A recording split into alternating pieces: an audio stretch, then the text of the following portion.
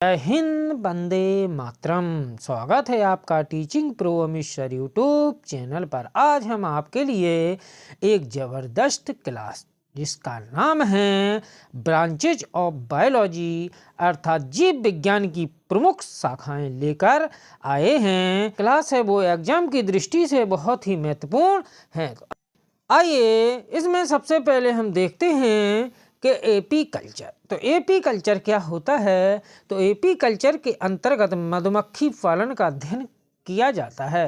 तो यहाँ से हम कह सकते हैं कि मधुमक्खी पालन का अध्ययन करना होता है वो एपी कल्चर कहलाता है। इसके बाद देखते हैं कि पीसी कल्चर क्या होता है। तो पीसी कल्चर के अंतर्गत मत्स्य पालन का अध्ययन किया जाता है, अर्थात मत्स्य पालन का अध्ययन करना पीसी कल्चर कहलाता है। इसके बाद देखते हैं कि एरेक्नोलॉजी होती है।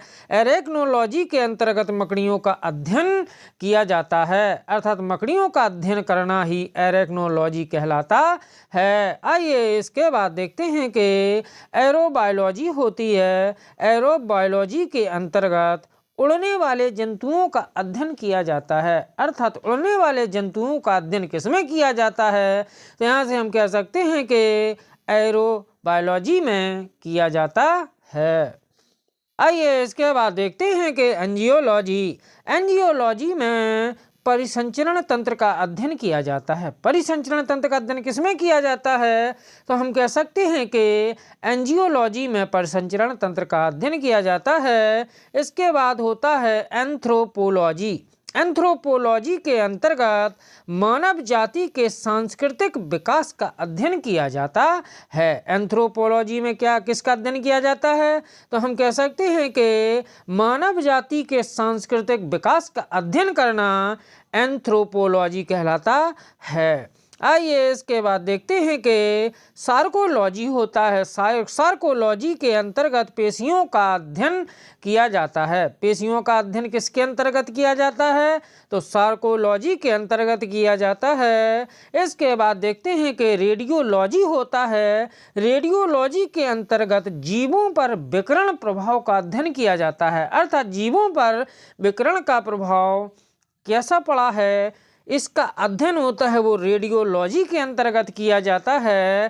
तथा प्रोटोजुआलॉजी के अंतर्गत प्रोटोजुआ का अध्ययन किया जाता है, अर्थात प्रोटोजुआ का अध्ययन करना ही प्रोटोजुआलॉजी कहलाता है। आइए इसके बाद देखते हैं कि ट्रॉफोलॉजी। तो ट्रॉफोलॉजी के अंतर्गत पोषण विज्ञान का अध्ययन किया जाता है और ऑन्टोजेमी के अंतर्गत जीवन वृत्ति का अध्ययन किया जाता है। जीवन वृत्ति का अध्ययन किसके अंतर्गत किया जाता है? तो जीवन वृत्ति का अध्ययन होता है वो ऑन्टोजेमी के अंतर्गत किया जाता है। और फाइलोजेनी होता है। फाइलोजेनी के अंतर्गत जाति के उद्विकास का इतिहास का अध्ययन किया जाता है। फाइलोजेनी के अंतर्गत किसका अध्ययन किया जाता है? तो हम कह सकते हैं कि फाइलोजेनी के अंतर्गत जाति के उद्विकास के इतिहास का अध्ययन करना ही फाइलोजेनी कहलाता है। इसके बाद देखते हैं कि पैलिएंटोलॉजी होता है। पैलिएंटोलॉजी के अंतर्गत जीवाश्मों का अध्ययन किया जाता है। जीवाश्मों का अध्ययन क्या करना? जीवाश्मों का अध्ययन करना कहलाता है पैलिएंटोलॉजी। इसके बाद देखते हैं कि जूजियोग्राफी। जूजियोग्राफी होता है, इसके अंतर्गत पृथ्वी पर जंतुओं के वितरण का अध्ययन किया जाता है, अर्थात पृथ्वी पर जंतुओं के वितरण का अध्ययन करना ही जूजियोग्राफी कहलाता है। आइए इसके बाद देखते हैं कि साइकोबायोलॉजी होता है। साइकोबायोलॉजी के अंतर्गत जंतुओं की मनोवृत्ति का अध्ययन किया जाता है तथा न्यूरोलॉजी के अंतर्गत तंत्र का अध्ययन किया जाता है, अर्थात तंत्र का अध्ययन करना ही न्यूरोलॉजी कहलाता है। इसके बाद देखते हैं कि माइक्रोबायोलॉजी होता है। माइक्रोबायोलॉजी के अंतर्गत अति सूक्ष्म जीवों का अध्ययन किया जाता है, अर्थात अति सूक्ष्म जीवों का अध्ययन करना ही माइक्रोबायोलॉजी कहलाता है। यदि दोस्तों वीडियो अच्छा लगे तो लाइक और सब्सक्राइब करना ना भूलें। आइए इसके बाद देखते हैं कि एंजाइमोलॉजी होता है। एंजाइमोलॉजी के अंतर्गत उत्प्रेरकों का अध्ययन किया जाता है, अर्थात उत्प्रेरकों का अध्ययन करना ही एंजाइमोलॉजी कहलाता है। इसके बाद देखते हैं कि एंटोमोलॉजी होता है। एंटोमोलॉजी के अंतर्गत कीट पतंगों का अध्ययन किया जाता है। एंटोमोलॉजी के अंतर्गत किसका अध्ययन किया जाता है? तो हम कह सकते हैं कि एंटोमोलॉजी के अंतर्गत कीट पतंगों का अध्ययन किया जाता है। इसके बाद देखते हैं जेनेटिक्स। तो जेनेटिक्स के अंतर्गत जीवों के आनुवांशिक लक्षण, जेनेटिक्स के अंतर्गत किसका अध्ययन किया जाता है?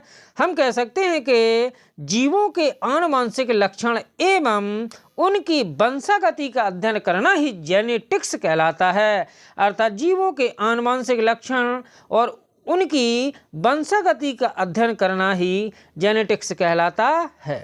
इसके बाद देखते हैं हीमेटोलॉजी। हीमेटोलॉजी के अंतर्गत रुधिर एवं रुधिर रोगों का अध्ययन किया जाता है। हीमेटोलॉजी के अंतर्गत किसका अध्ययन किया जाता है? हम कह सकते हैं कि रुधिर अर्थात रक्त और रक्त से संबंधित रोगों का अध्ययन करना ही हीमेटोलॉजी कहलाता है। आइए इसके बाद देखते हैं कि मेमेलोलॉजी होता है। तो मेमेलोलॉजी के अंतर्गत स्तनधारियों का अध्ययन किया जाता है। आइए इसके बाद देखते हैं मायोलॉजी। इसके बाद देखते हैं मायोलॉजी होता है। मायोलॉजी के अंतर्गत पेशियों का अध्ययन किया जाता है। और मेलेकोलॉजी होता है। मेलेकोलॉजी के अंतर्गत मोलस्का एवं इनके खोलों का अध्ययन किया जाता है।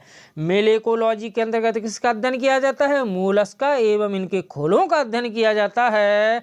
इसके बाद देखते हैं कि मॉर्फोलॉजी होता है। मॉर्फोलॉजी के अंतर्गत जंतुओं की आकृति एवं रचना का अध्ययन किया जाता है। मॉर्फोलॉजी के अंतर्गत किसका अध्ययन किया जाता है? तो हम कह सकते हैं कि जंतुओं की आकृति एवं जंतुओं की रचना का अध्ययन करना ही मॉर्फोलॉजी कहलाता है। आइए इसके बाद देखते हैं कि कैरियोलॉजी होता है। कैरियोलॉजी में केंद्रक का अध्ययन किया जाता है। अर्थात केंद्रक का अध्ययन करना ही कैरियोलॉजी कहलाता है। इसके बाद देखते हैं कि इक्थियोलॉजी होता है। इक्थियोलॉजी के अंतर्गत मछलियों का अध्ययन किया जाता है, अर्थात मछलियों का अध्ययन करना ही इक्थियोलॉजी कहलाता है। इसके बाद देखते हैं कि हर्पेटोलॉजी होता है। हर्पेटोलॉजी के अंतर्गत उभयचर एवं सरीसृपों का अध्ययन किया जाता है, अर्थात उभयचर एवं सरीसृपों का अध्ययन करना ही हर्पेटोलॉजी कहलाता है। इसके बाद देखते हैं कि हेलीमेंथोलॉजी। इसके बाद देखते हैं कि हेलीमेंथोलॉजी होता है। तो हेलीमेंथोलॉजी के अंतर्गत परजीवी कृमियों का अध्ययन किया जाता है। इसके बाद देखते हैं कि इम्यूनोलॉजी होता है। इम्यूनोलॉजी के अंतर्गत संक्रमण के विरुद्ध जंतु शरीर के प्रतिरोधकता का अध्ययन किया जाता है। इम्यूनोलॉजी के अंतर्गत किसका अध्ययन किया जाता है? तो संक्रमण के विरुद्ध जंतु शरीर के प्रतिरोधकता का अध्ययन करना ही इम्यूनोलॉजी कहलाता है। इसके बाद देखते हैं कि पारासिटोलॉजी होता है। पारासिटोलॉजी के अंतर्गत परजीवी जीवों का अध्ययन किया जाता है, अर्थात परजीवी जीवों का अध्ययन करना ही पारासिटोलॉजी कहलाता है। इसके बाद देखते हैं कि पैथोलॉजी होता है। पैथोलॉजी के अंतर्गत रोगों की प्रकृति, उसके लक्षण एवं कारणों का अध्ययन किया जाता है, अर्थात रोगों की प्रकृति, उसके लक्षण एवं कारणों का अध्ययन करना ही पैथोलॉजी कहलाता है। इसके बाद देखते हैं कि यूजेनिक्स होता है। तो यूजेनिक्स के अंतर्गत आनुवांशिकी के सिद्धांतों द्वारा, यूजेनिक्स के अंतर्गत किसका अध्ययन किया जाता है? तो आनुवांशिकी के सिद्धांतों द्वारा मानव जाति की उन्नति का अध्ययन, अर्थात आनुवांशिकी के सिद्धांतों द्वारा मानव जाति की उन्नति का अध्ययन करना ही यूजेनिक्स कहलाता है।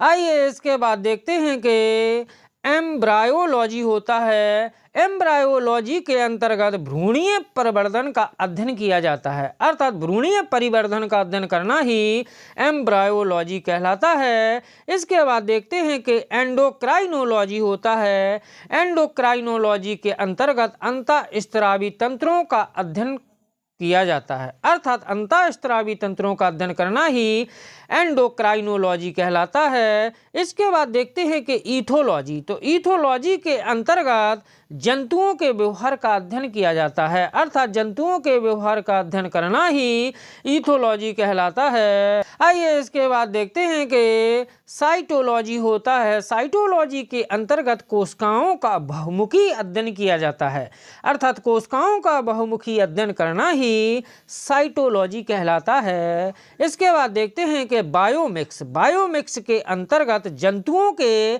तंत्र का अध्ययन किया जाता है। बायोमिक्स के अंतर्गत किसका अध्ययन किया जाता है? तो जंतुओं के तंत्र का अध्ययन करना ही बायोमिक्स कहलाता है। इसके बाद देखते हैं कि इकोलॉजी होता है। इकोलॉजी के अंतर्गत सजीव एवं निर्जीव वातावरण से जीवों के विविध संबंधों का अध्ययन किया जाता है। इसके बाद देखते हैं कि डेंडोलॉजी होता है। डेंडोलॉजी के अंतर्गत वृक्षों तथा झाड़ियों का अध्ययन किया जाता है, अर्थात वृक्षों तथा झाड़ियों का अध्ययन करना ही डेंडोलॉजी कहलाता है। यदि दोस्तों वीडियो अच्छा लगा हो तो लाइक और सब्सक्राइब करना ना भूलें। जय हिंद, जय भारत।